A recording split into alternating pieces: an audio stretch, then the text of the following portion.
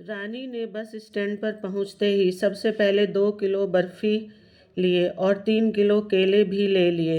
रानी पूरे 20 साल बाद अपने पीहर जा रही थी।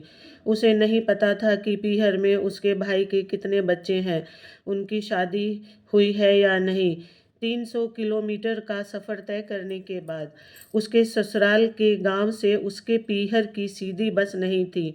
बीच में बस बदलनी पड़ती थी। मगर इतने सालों के बाद भी रानी को सब याद था। पीहर का रास्ता भला कोई कैसे भूल सकता है।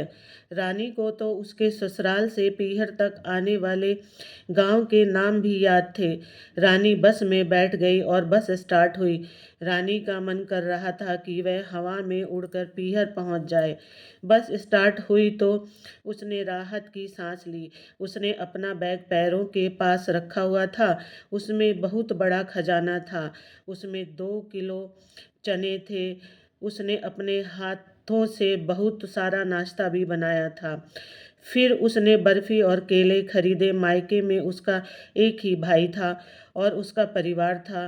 रानी ने फिर एक बार बैग खोला और सोचने लगी, इतना सामान ठीक है। रानी के 2 बेटे थे, दोनों की शादी हो गई थी।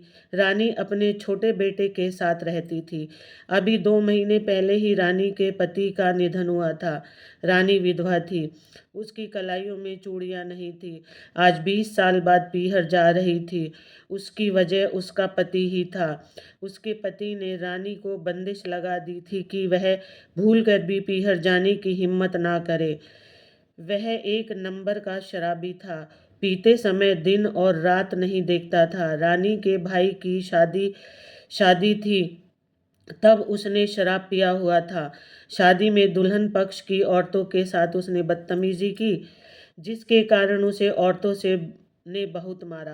पिटाई होने के बाद जब उसका नशा उतरा तो उसको होश आया। अपमान का बदला लेने के लिए ससुर जी से बोले, यह शादी रोक दो। मगर रानी के पिताजी ने शादी रोकने से साफ इनकार कर दिया था।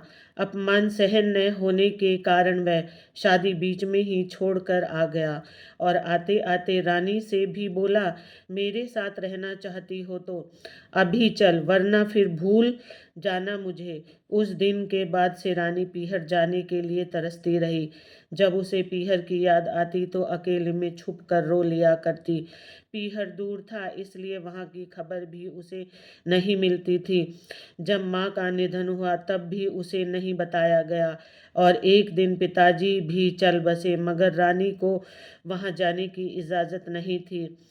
बस ने पहला गांव पर किया कर लिया तो रानी को ऐसा लगा जैसे जिंदगी का एक पड़ाव उसने पार कर लिया। सफ़र को 3 घंटे हो चुके थे और उसे बस बदलनी थी।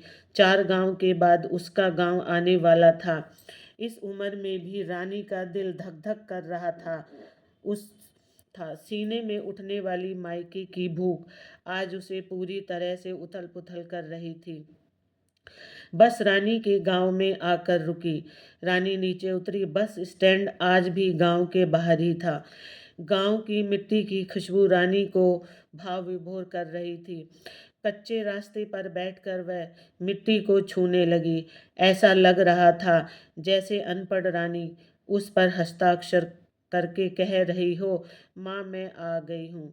रानी कहाँ बैठ गई, शाम होने को है, आजा घर चले। अचानक उसे लगा जैसे बाबूजी ने पुकारा हो। वह झट से खड़ी हुई और बोली, बाबूजी। लेकिन चारों ओर नज़र फैलाने के बाद भी उसे बाबूजी कहीं नजर नहीं आए। उसने हंसकर माथे पर हल्की सी टपली लगाई और बोली, पागल। कुछ देर चलने के बाद उसे एक आवाज़ सुनाई दी, रानी आजा, झूला झूले। रानी ने पहचान, वह तो मोहिनी की आवाज़ थी, बचपन की उसकी खास सहेली। वह उसे चारों ओर खोजने लगी। उसे एक नीम का पुराना पेड़ दिखाई दिया। वह पेड़ के पास पहुंच वह पेड़ पर हाथ फेरने लगी। ऊपर देखते हुए पेड़ की शाखाओं को वह आंखों से निहारने लगी। फिर से आगे बढ़े। उसने देखा कि गांव में पहले की तरह अब कच्चे घर नहीं हैं। रास्ता भी सीमेंट का बन गया था, मगर गलियां वही रही थी जिन पर चलते हुए उसका पूरा बचपन गुजरा था, और उसी पर चलते उसने जवानी में कदम रखा था। सामने गोविंद हलवाई की दुकान दिखाई दी, जहाँ पर वह बाबूजी के साथ उंगली पकड़कर आया करती थी। फिर बाबूजी उसे 2 रुपए की जलेबी दिलवा देते थे और वह बहुत ही मज़े से जलेबी खाया करती थी। दुकान के पास जाकर देखा तो दुकान खंडर बन चुकी थी। गोविंद हलवाई की कोई संतान नहीं थी, जिसके बाद उसकी कोई संतान यह दुकान चला सके। रानी दुकान से गुजर गई। थोड़ा आगे चली तो उसे कुआं दिखाई दिया, जहाँ पर माँ के साथ वह पानी भरने के लिए जाया करती थी। रानी, कहाँ रह गई? तू यहाँ खड़ी है? देर हो रही है बेटा, घर जाकर तेरे बाबूजी के लिए खाना भी तो बनाना है। आई माँ, कहते हुए वह कुएं पर जा पहुंची। रानी को पागलों की तरह आते हुए देखकर रास्ते की 2 औरतें रुक कर देखने लगी।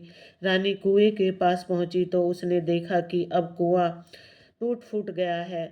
अब घर की तरफ चलने लगी। रास्ते की औरतों की तरफ उसने देखा नहीं, जैसे तैसे करके दरवाजे तक पहुंची। उसकी चाल बहुत तेज हो गई। घर में बैठे अपने भाई को देखकर वह रोने लगी। मोहन, उसके भाई ने गौर से देखा और बोला, माँ बाप मर गए तब भी नहीं आए, आप क्या लेने आई है? रानी 20 वर्ष बाद अपने भाई को देख रही थी। उसका मन कर रहा था कि उसका भाई उसे गले लगा लेगा और वह सारा दर्द भूल जाएगी, मगर उसने तो पहचानते ही लड़ाई करना शुरू कर दिया। रानी, कैसे आती? तुम लोगों ने मेरी शादी एक राक्षस से जो करवा दी थी, जो पत्थर दिल का था। उसकी भाभी भी बाहर आ गई और मोहन से पूछने लगी, यह कौन है जी?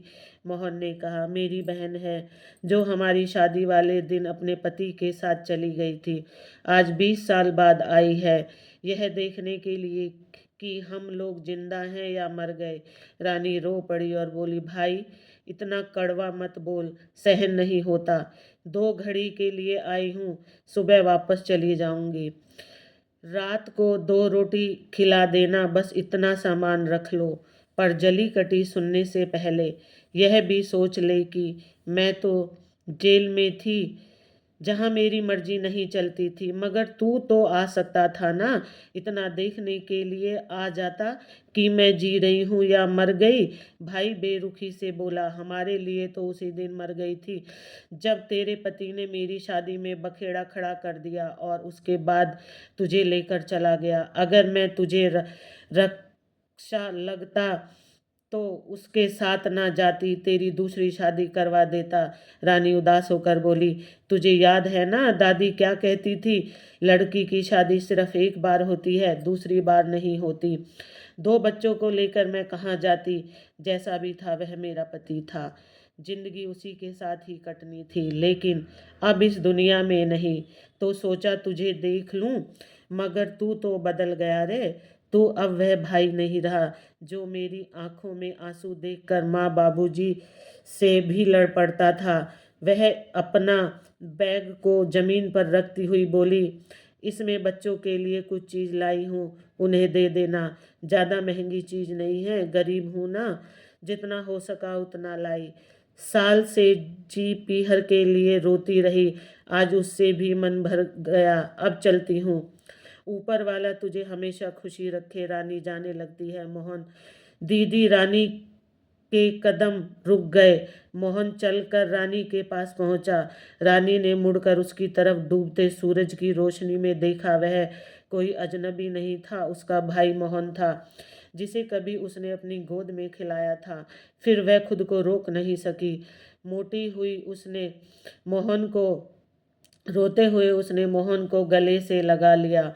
फिर दोनों एक साथ रो पड़े। उन्हें रोता देखकर मोहन की पत्नी और उसके बच्चे भी अपने आंसुओं को नहीं रोक पाए।